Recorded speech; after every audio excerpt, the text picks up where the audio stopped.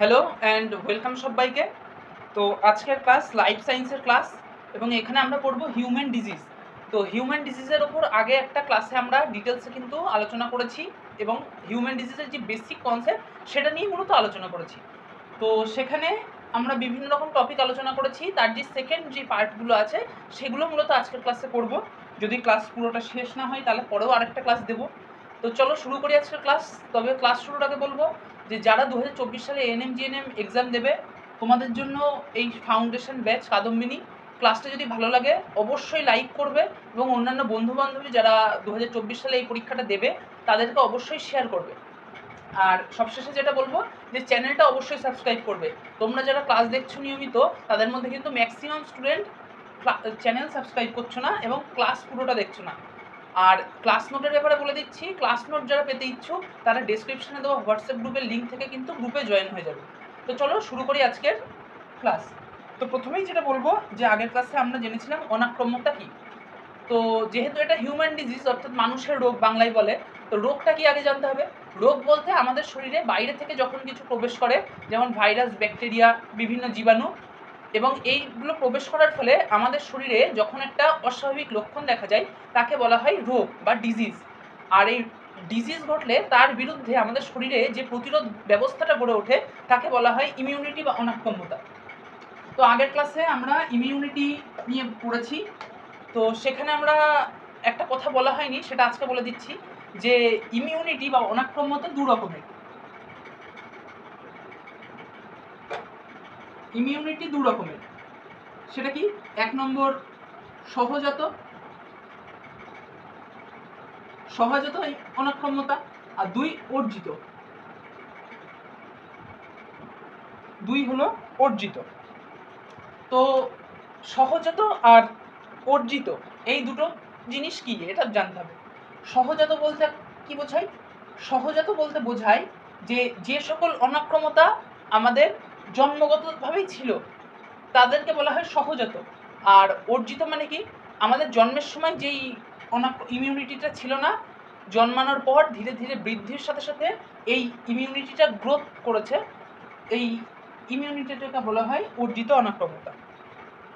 তো এই যে অর্জিত অনাক্রম্যতা, একে আবার দুভাগে ভাগ করা হয়। একটা হলো রস ভিত্তিক, একে আবার দুভাগে ভাগ করা হয়। একটা হলো রস ভিত্তিক, আর একটা হলো কোষ ভিত্তিক। রস ভিত্তিক এবং কোষ ভিত্তিক। তো এবার এখান থেকে অত ডিটেলসে পড়ার দরকার নেই। এখান থেকে যেটা জেনে রাখবে যে কোষ ভিত্তিক অনাক্রম্যতা এটা নির্ভর করে টি লিম্ফোসাইটের উপর। এটা নির্ভর করে টি লিম্ফোসাইট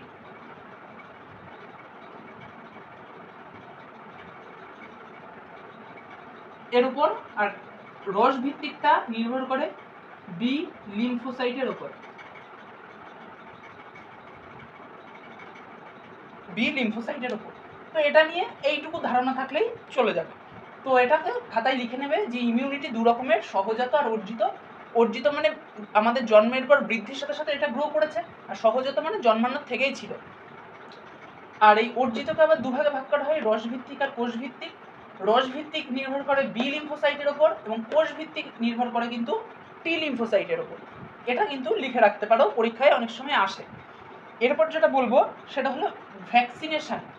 তো ভ্যাকসিনেশনের প্রথম আবিষ্কার করেন প্রথম আবিষ্কার করেন কে? ভ্যাকসিন প্রথম আবিষ্কার করেন বিজ্ঞানী এডওয়ার্ড জেনার। প্রথম ভ্যাকসিন আবিষ্কার করেন। তো এই ভ্যাকসিন আবিষ্কারের গল্পটা যদি একটু জানা যায়, তো এক সময় প্রচুর পরিমাণে গুটি বসন্তের উপদ্রব দেখা গেছিল। গুটি বসন্ত যেটাকে বলা হয় স্মল পক্স। তো প্রচুর মানুষের এই গুটি বসন্ত হচ্ছে, প্রচুর লোক মারা যাচ্ছে। তো এই সময় বিজ্ঞানী এডওয়ার্ড জেনার দেখলেন তার বাড়ির কাছের একজন গোয়ালা, সে গরুর গাই দোয়াচ্ছে। তো সেই সময় তিনি লক্ষ্য করেন গরুর যে বাটে কিছু ফোসকা টাইপের এক ধরনের ফোসকা তিনি দেখলেন, এবং তিনি এটাও দেখলেন যে গাই দোয়াচ্ছে তার হাতেও, অর্থাৎ গোয়ালার হাতেও ওই সেম ধরনের ফোসকা আছে। তো এই ফোসকাকে তিনি পর্যালোচনা করলেন অনেক, এবং তারপর জানলেন যে ওই ফোসকাটা কিন্তু এক ধরনের বসন্ত বা পক্স। এবং তিনি সেই ফোসকা থেকে বিভিন্ন মানে ফোসকা থেকে ফ্লুইড কালেকশন করে বিভিন্ন রকম পরীক্ষা নিরীক্ষার মাধ্যমে প্রথম ভ্যাকসিন আবিষ্কার করেন। তাহলে প্রথম ভ্যাকসিন আবিষ্কার করেন বিজ্ঞানী এডওয়ার্ড জেনার। এজন্য তাকে ফাদার অফ ইমিউনোলজি বলা হয়। এডওয়ার্ড জেনারকে বলা হয় father of immunology, father of immunology. তো এটা তোমরা 9-এর বইতেই দেখতে পাবে, এই গল্পটা আছে। প্লাস এটা জেনে রাখো, পরীক্ষাতে প্রশ্ন আসে। একজন আমাকে হোয়াটসঅ্যাপে পাঠিয়েছিলে যে কে প্রথম ভ্যাকসিন আবিষ্কার করে, তো তার উত্তর কিন্তু এই এডওয়ার্ড জেনার সর্বপ্রথম ভ্যাকসিন আবিষ্কার করেন। তো এই ভ্যাকসিন নিয়ে যখন আলোচনা করছি, তো এখন একটা ভ্যাকসিন নিয়েই এটা প্রথমে পড়ে নেব। তো তোমরা প্রত্যেকে জানো একটা সদ্যজাত শিশুর তার 0 দিন বয়স থেকে 16 বছর বয়স পর্যন্ত তার উপর কিন্তু ভ্যাকসিনেশন চলে। মানে এগুলো করতেই হয়, এছাড়া অন্যান্য ভ্যাকসিন কোনগুলো দিতে হবে না সেটা পরিস্থিতির উপর। যেমন কাউকে যদি কুকুরে না কামড়ায় তাকে তো র্যাবিস ভ্যাকসিন দিতে হবে না, ঠিক তেমন প্রত্যেকটা শিশুর জন্যে 0 দিন থেকে 16 বছর, 0 ডে থেকে 16 ইয়ার্স, এই টাইম পিরিয়ডের মধ্যে ভ্যাকসিনেশন কিন্তু চলে। তো একটা সদ্যজাত শিশুকে কোন কোন ভ্যাকসিন দেওয়া হয়, কখন দেওয়া হয়, কোন ভ্যাকসিনের পুরো নাম কি, সেটা আমরা এবার ডিটেলসে আলোচনা করব। তো যারা এতক্ষণ কাজটা দেখছো শেষ পর্যন্ত দেখবে এবং স্ক্রিনশট তুলে নেবে, আর ভিডিওর কোয়ালিটি বাড়িয়ে দেখবে। আমার হাতের লেখা ছোটো প্লাস বোর্ডটা ছোটো, তো তার জন্য ভিডিও কোয়ালিটি সবসময় বাড়িয়ে দেখবে। তাই এটা চাইলে একটা স্ক্রিনশট তুলে নিতে পারো। আর আরেকবার বলছি, ভিডিওটা অবশ্যই লাইক করবে এবং চ্যানেলটাকে সাবস্ক্রাইব করবে। তো চলো দেখে নিই ভ্যাকসিনের ব্যাপারে। তো এবার আমরা ভ্যাকসিনেশন নিয়ে আলোচনা করব। তো এখানে সবার প্রথমেই যেটা বলবো যে এখানে মেনলি আমি বাচ্চাদের ভ্যাকসিনেশন নিয়ে বলেছি, যা লেখা আছে বাচ্চাদের ভ্যাকসিনেশন নিয়ে। তো প্রথমেই যেটা আসবো যে ডিটিপির ফুল ফর্ম কি? ডিপথেরিয়া পার্টুসিস টিটেনাস, অর্থাৎ ডিপথেরিয়া, হুপিং কাশি এবং টিটেনাস রোগের বিরুদ্ধে ইমিউনিটি করার জন্য এই ডিটিপি ভ্যাকসিন দেওয়া হয়। এই ডিটিপি ভ্যাকসিন আবিষ্কার করেন কে? ডক্টর এল ডেনমার্ক প্রথম এই ডিটিপি ভ্যাকসিন আবিষ্কার করেন। এবং এটা কখন দেওয়া হয়? একটা সদ্যজাত শিশুর জন্মের 3 থেকে 9 মাস বয়সের মধ্যে এই ডিটিপি ভ্যাকসিনটা দেওয়া হয়। এরপর আসবো বিসিজি। বিসিজির পুরো নাম কি? ব্যাসিলাস কালমেট গিউরিন। তো ব্যাসিলাস কালমেট গিউরিন এটা সাধারণত দেওয়া হয় টিবি অর্থাৎ টিউবারকিউলোসিসের বিরুদ্ধে প্রতিরোধ ব্যবস্থা গড়ে তোলার জন্য। তো এই বিসিজি দেওয়া হয় এই সেম টাইম জন্মের 3 থেকে 9 মাস বয়সের মধ্যে। এবং এই বিসিজি ভ্যাকসিন আবিষ্কার করেন বিজ্ঞানী কালমেট এবং গিউরিন। তো এটা এখান থেকে আমি মার্ক করে দিচ্ছি, বিসিজি আবিষ্কার করেন বিজ্ঞানী কালমেট এবং গিউরিন। এগুলো কিন্তু বইতে নেই কোন ভ্যাকসিনকে আবিষ্কার করেন, তাই যারা ক্লাসটা দেখছো তাদেরকে বলছো অবশ্যই নোট ডাউন করে নাও অথবা স্ক্রিনশট তুলে নাও। এরপর চলে আসবো ওপিভি। ওপিভি মানে কি? ওরাল পোলিও ভ্যাকসিন, যেটা সাধারণত বাচ্চাদেরকে খাওয়ায় ওই বিভিন্ন স্বাস্থ্যকেন্দ্র বা আইসিডিএস স্কুলগুলোতে এগুলো এখন বর্তমানে খাওয়ানো হয়। তো এই ওরাল পোলিও ভ্যাকসিন আবিষ্কার করেন কে? অ্যালবার্ট সাবিন, বিজ্ঞানী অ্যালবার্ট সাবিন এই ওপিভি আবিষ্কার করেন। ওরাল পোলিও ভ্যাকসিন এটা পোলিও রোগ প্রতিরোধের জন্য দেওয়া হয়। এটা কখন দেওয়া হয়? সদ্যজাত শিশুকে জন্মের 3 থেকে 9 মাস বয়সে 3খানা ডোজ দেওয়া হয়। এবং এরপর 12 থেকে 24 মাস বয়স যখন একটা শিশুর থাকে, সেই সময় 1 থেকে 2 মাস অন্তর একটা করে বুস্টার ডোজ, এখানে আমি একটা বুস্টার ডোজ লিখেছি, এটা ভালো করে বুঝে নাও। 12 থেকে 24 মাস বয়সের মধ্যে একটা করে বুস্টার ডোজ দেয় 1 থেকে 2 মাস অথবা কখনো কখনো 3 মাস অন্তর। এটা আবিষ্কার করেছিলেন বিজ্ঞানী অ্যালবার্ট সাবিন। এরপর আসছি এমএমআর, মিসেলস মামস রুবেল্লা। এখানে আমি লেখার সময় আগে রুবেল্লাটা লিখে ফেলেছি, তো এটা সাজিয়ে নেবে মিসেলস মামস রুবেল্লা। তো এটা কি? হাম, মামস এবং রুবেল্লা এই 3টে রোগ প্রতিরোধের জন্য এই এমএমআর ভ্যাকসিন দেওয়া হয়। এখন বর্তমানে অনেক জায়গায় শুধু এমআর ভ্যাকসিনও দেওয়া হচ্ছে। তো এই এমএমআর ভ্যাকসিনটা দেওয়া হয় এবং এই এমএমআর ভ্যাকসিন আবিষ্কার করেছিলেন কে? বিজ্ঞানী এম হিলেম্যান প্রথম এই এমএমআর ভ্যাকসিন আবিষ্কার করেন। এরপর আসবো টাইফয়েড ভ্যাকসিন। টাইফয়েড ভ্যাকসিন এটা তোমরা প্রত্যেকেরই স্মরণে থাকার কথা যে আমাদের 10 বছর এবং 16 বছর বয়সে লাস্ট বাধ্যতামূলক ভ্যাকসিন নেওয়ার একটা কিন্তু কথা থাকে, আমরা প্রত্যেকে সেটা নিয়েওছি। তো 10 বছর এবং 16 বছর বয়সে এই টাইফয়েড ভ্যাকসিন টাইফয়েডের বিরুদ্ধে ইমিউনিটি বিল্ড আপ করার জন্য কিন্তু দেওয়া হয়। আর টিটেনাস আরেকটা কথা, যে টাইফয়েড ভ্যাকসিন যে কে আবিষ্কার করেন এটা আমার ঠিক মনে নেই, এটা আমি নেক্সট কোনো ক্লাসে বলে দেবো বই দেখে। তো টাইফয়েড ভ্যাকসিন কে আবিষ্কার করেন তোমরা যদি কেউ জানো সেটা লিখে দেবে, আমার এখন এই মুহূর্তে মনে পড়ছে না, তো তাই আমি এখানে দিইনি টাইফয়েড ভ্যাকসিন। তো এটা এখানে দেওয়া আছে 10 থেকে 16 বছর বয়সে বুস্টার ডোজ, এটা কিন্তু বুস্টার ডোজ দেওয়া হয় টাইফয়েডের। এবং এরপর আছে টিটেনাস, মানে এর পুরো নাম টিটেনাস টক্সাইড। তো এটা আবিষ্কার করেন কে? এটা আবিষ্কার করেন বিজ্ঞানী ইমিল ভন বেরিং প্রথম এটা আবিষ্কার করেন। এবং এটাও এই টিটেনাসের মতন সেম 10 বছর এবং 16 বছর বয়সে একটা করে বুস্টার ডোজ দেওয়া হয় যাতে আমাদের টিটেনাস না হয়। আর এই টিটেনাস নিয়ে বলতে গেলে আরেকটা যেটা মনে পড়ে গেল, এটা তো আমাদের 10 আর 16 বছরের সদ্যজাত শিশুদের দেওয়া হলো। আর একটা মা যখন প্রেগনেন্ট অবস্থায় থাকে তখন তার প্রেগনেন্সি অবস্থাতে 12 থেকে 36 মাস এখানে লিখে দিচ্ছে আলাদা করে মাকে দেওয়া হয় কবে? 12 থেকে 36 মাস, আমি ভুল বলে ফেলেছি, এটা হবে 12 থেকে 36 সপ্তাহ, 12 থেকে 36 উইকস এর মধ্যে দেওয়া হয় মাকে কোন ভ্যাকসিন? এই অর্থাৎ টিটেনাস টক্সিক ভ্যাকসিন কিন্তু দেওয়া হয়। তো এগুলো ইম্পর্টেন্ট ভ্যাকসিন, এগুলো কিন্তু একটা সদ্যজাত শিশু এবং গর্ভাবস্থায় থাকাকালীন একটা মাকে কিন্তু অবশ্যই গ্রহণ করতে হয়। এখানে এই টিটেনাসের কথাটা বলছি মাদের জন্য। তো এগুলো কিন্তু প্রত্যেককে নিতে হয় নির্দিষ্ট টাইম অনুযায়ী। তো যারা ক্লাস দেখছো তাদেরকে বলবো এটা স্ক্রিনশট তুলে নাও, অথবা এখনই ভিডিওটা পজ করে তোমরা এটা লিখে নিতে পারো যে কোন ভ্যাকসিনের পুরো নাম কি। যেমন ডিটিপির পুরো নাম এটা, কে আবিষ্কার করেছেন এখানে আছে, কখন দেওয়া হয় এটা লেখা আছে। ঠিক এইভাবে এখানে আমি 6খানা ভ্যাকসিন দিয়েছি, কে আবিষ্কার করেন শুধু টাইফয়েডটা আমার খেয়াল নেই, তোমরা যদি জানো অবশ্যই কমেন্টে জানাবে।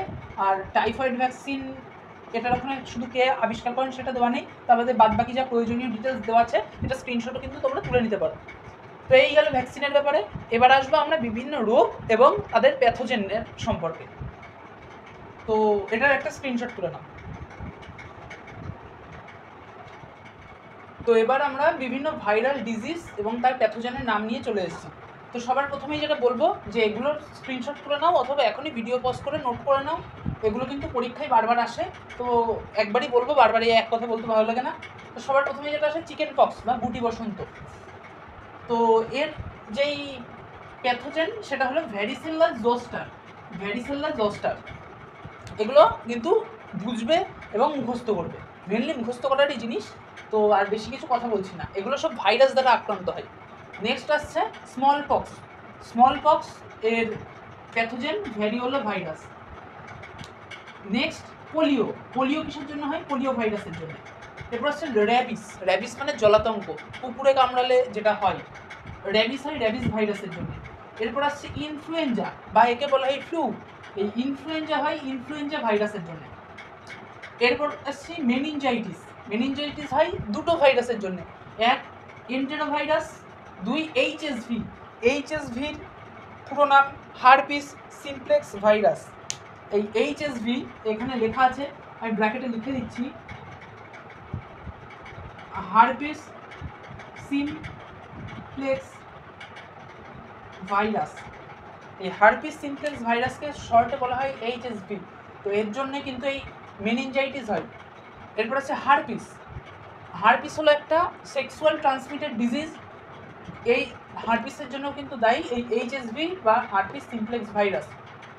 এরপর আসছে এইডসের পুরো নাম কি? যারা ক্লাস দেখছো কমেন্টে জানাও, এবং এইচআইভির পুরো নাম কি এটাও তোমরা কমেন্টে জানাও। তো এই এইডস কেন হয়? এইডস হয় এই এইচআইভি ভাইরাসের আক্রান্ত হলে, এবং এই এইডসও কিন্তু একটা এসটিডি অর্থাৎ সেক্সুয়াল ট্রান্সমিটেড ডিজিজের মধ্যেই পড়ে। এরপর আছে ডেঙ্গু, আমাদের অত্যন্ত কমন একটা রোগ। এই ডেঙ্গু হয় কিসের জন্য? ডেঙ্গু হয় ফ্ল্যাভিভাইরাস অথবা ডেঙ্গু ভাইরাসের আক্রমণ। এরপর নাম্বার 10-এ আছে মাম্পস। মাম্পস হয় মাম্পস ভাইরাসের আক্রমণ। এবং 11-তে আছে মিসেলস। এই মিসেলস কেন হয়? এই মিসেলস ভাইরাসের আক্রমণে। তাহলে এর মধ্যে কয়েকটা সহজ দেখতে পেলে, প্রথমত polio, rabies, influenza, herpes, AIDS, dengue, mumps এবং মিসেলস, এগুলো যে রোগ তার সেই সেমই হলো এর প্যাথোজেন। তাহলে এইগুলোকে তোমরা মুখস্থ করতে হবে ডাইরেক্ট, আর এইগুলোকে একটু বুঝে মুখস্থ করতে হবে। স্মল পক্সের কোনটা? ভ্যারিওলা। চিকেন পক্সের ভ্যারিসেলা জোস্টার। তো এইগুলো কিন্তু বুঝতে হবে। আর এইডস আর এইচআইভির পুরো নাম এটা কমেন্টে জানাবে। তো এবার আমরা এখানে কিছু ডিজিজের নাম এবং প্যাথোজেনের নাম লিখেছি, যেগুলো আছে ব্যাকটেরিয়া এবং প্রোটোজোয়া গঠিত। তো প্রথমে ব্যাকটেরিয়াটা দেখে নিই। প্রথমে আছে প্লেগ। প্লেগ হলো ইঁদুরবাহিত একটা রোগ। এই প্লেগ হয় ইয়ারসিনিয়া পেস্টিস প্যাথোজেনের জন্য। এরপর আছে কলেরা। কলেরার জন্য দায়ী pathogen Vibrio colliery. Next typhoid, এর প্যাথোজেনের নাম সালমোনেলা টাইফি। এরপর আছে ডিপথেরিয়া। ডিপথেরিয়ার pathogen ক্যারিনিব্যাকটেরিয়াম diphtheriae. এরপর আছে টিটেনাস, ক্লস্ট্রিডিয়াম টিটেনি। এরপর আছে হুপিং কফ, বর্ডেটেলা পার্টুসিস। তো এখানে আমি আরও অনেক লেখার ছিল, সেগুলো লিখলাম না, লিখতে ভাবলাম যে এগুলোকে, এই যেই রোগ এবং প্যাথোজেনের নাম, এগুলো আমরা এমসিকিউ ক্লাসে করব এবং সেখানে এগুলো সম্পর্কে আরও ডিটেলসে জেনে নেব, কারণ এগুলো বোর্ডে লেখা মানে হাউ সময় নষ্ট করা। তাই আমি আর বেশি কিছু লিখলাম না। আগে ওখানে 10টা মতন দিয়েছি, এখানে ব্যাকটেরিয়া গঠিত আছে 6টা লিখেছি। এরপর আছে প্রোটোজোয়া গঠিত রোগ, এখানে দিয়েছি 3টে। এছাড়া বহু রোগ আছে যেই রোগগুলো আমরা এমসিকিউ ক্লাসে জানবো। তো আজকের ভিডিওটা বড় করছি না, তার আগে দেখে নাও। আছে ম্যালেরিয়া। অনেক সময় পরীক্ষায় কোশ্চেন দেয় যে কোনটি প্রোটোজোয়া গঠিত রোগ। তো আমাদের অনেক সময় কনফিউশনে পড়ে আমরা ম্যালেরিয়াটাকে ভাবি এটা ভাইরাস গঠিত রোগ, কারণ ম্যালেরিয়ার যে প্যাথোজেন সেটা শুনতে একটু ভাইরাস টাইপের, প্লাজমোডিয়াম ভাইভ্যাক্স। যেহেতু এই ভাইভ্যাক্স আছে তার জন্য আমরা অনেক সময় ভাবি যে এটা ভাইরাস গঠিত রোগ। তো এই কনফিউশনের জন্যই কিন্তু একটা প্রশ্ন দিয়ে থাকে যে কোনটা প্রোটোজোয়া গঠিত রোগ। তো সেখানে ম্যালেরিয়া, প্লাজমোডিয়াম ভাইভ্যাক্স এই অপশানটা কিন্তু দিতে পারে। এরপর আসছে কালাজ্বর। কালাজ্বরের যেই প্যাথোজেন সেটা হলো লেইশমানিয়া ডেনোভানি। তো কালাজ্বর একটা খুব জটিল রোগ ছিল এক সময়, এই কালাজ্বরের প্যাথোজেনের নামও দেওয়া আছে। এরপর আসছে অ্যামিউবিক ডিসেন্ট্রি, এটাকে বলা হয় আমাশয়। এই আমাশয় রোগের জন্য দায়ী প্যাথোজেনকে, এটা আমি অনেক জায়গায় অনেক রকম দেখেছি। তো এখানে আমি লিখেছি এন্টোমিবা এসপি, অর্থাৎ এন্টোমিবা যে কোনো একটা স্পিসিস। আমাশয় অনেকগুলো এর জন্য হতে পারে আমি দেখেছি, তার জন্য এখানে আমি এসপি লিখে দিয়েছি। তো অনেক বইতে দেখতে পাবে এন্টোমিবা হিস্টোরিকা, তো ওটা আছে অনেক জায়গায়, কিন্তু আমি এখানে এসপি লিখে ছেড়ে দিয়েছি। এবং বাকি যেই প্যাথোজেনগুলো আছে সেগুলো কিন্তু আমরা এমসিকিউ ক্লাসে করব। তো আজকে ক্লাসটা এখানেই এন্ড করছি এবং এখানেই অফিসিয়ালি হিউম্যান ডিজিজের ক্লাস এন্ড হলো। তো ক্লাসটা যদি ভালো লাগে অবশ্যই লাইক করবে, কোথাও যদি বুঝতে কোনো সমস্যা হয় সেটা কমেন্টে জানাবে, এবং আবারও বলছি চ্যানেলটা সাবস্ক্রাইব করবে এবং রেগুলার ক্লাস দেখতে থাকবে।